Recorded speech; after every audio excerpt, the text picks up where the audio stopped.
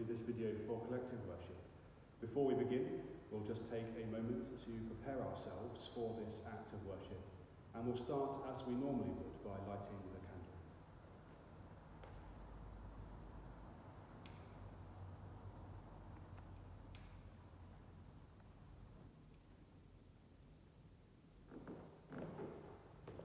Let us pray.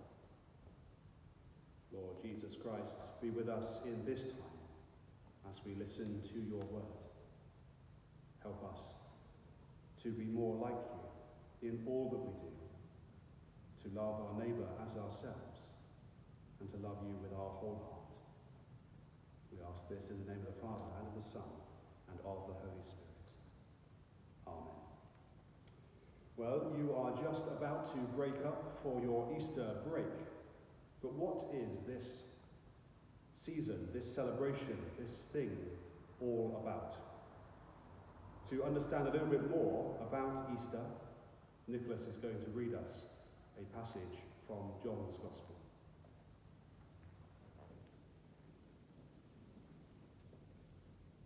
Hi everyone. The Gospel according to John, chapter 20. Early on the first day of the week, while it was still dark, Mary Magdalene came to the tomb and saw that the stone had been removed from the tomb. So she ran and went to Simon Peter and the other disciple, the one whom Jesus loved, and said to them, "They have taken the Lord out of the tomb, and we do not know where they have laid him." Then Peter and the other disciple set out and went towards the tomb. The two were running together, but the other disciple outran Peter and reached the tomb first. He bent down to look in and saw the linen wrappings lying there, but he did not go in. Then Simon Peter came, following him, and went into the tomb. He saw the linen wrappings lying there, and the cloth that had been on Jesus' head, not in the same place, but rolled up in a place by itself. Then the other disciple, who reached the tomb first, also went in, and he saw and believed. For as yet they did not understand the scripture, that he must rise from the dead. Then the disciples returned to their homes. But Mary stood weeping outside the tomb. As she wept, she bent over to look into the tomb, and she saw two angels in white sitting where the body of Jesus had been lying, one at the head and the other at the feet. They said to her, "Woman, why are you weeping?" She said to them, "They have taken away my Lord, and I do not know where they have laid him."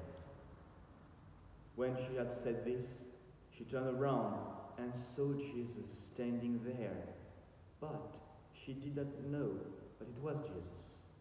Jesus said to her, "Woman, why are you weeping? For whom are you looking?"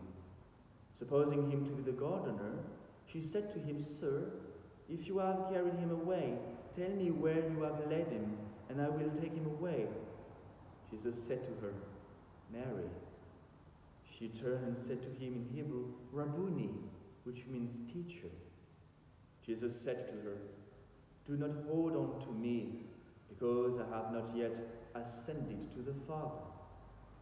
But go to my brothers and say to them, I am ascending to my Father and your Father, to my God and your God." Mary Magdalene went and announced to the disciples, "I have seen the Lord." And she told them that he had said these things to her.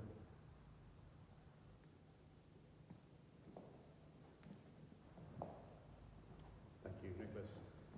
For the last few Sundays in Lent, this period of the church where we have been preparing ourselves to celebrate the resurrection of Jesus at Easter, this week we are in Holy Week, where we retell the story of his suffering and his death for us.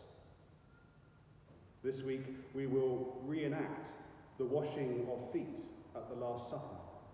We will tell the story of his crucifixion on Good Friday, and we will wait on Holy Saturday to welcome him back as he rises from the dead on Easter Day. This time of year is the most important and the most special time of year for Christians.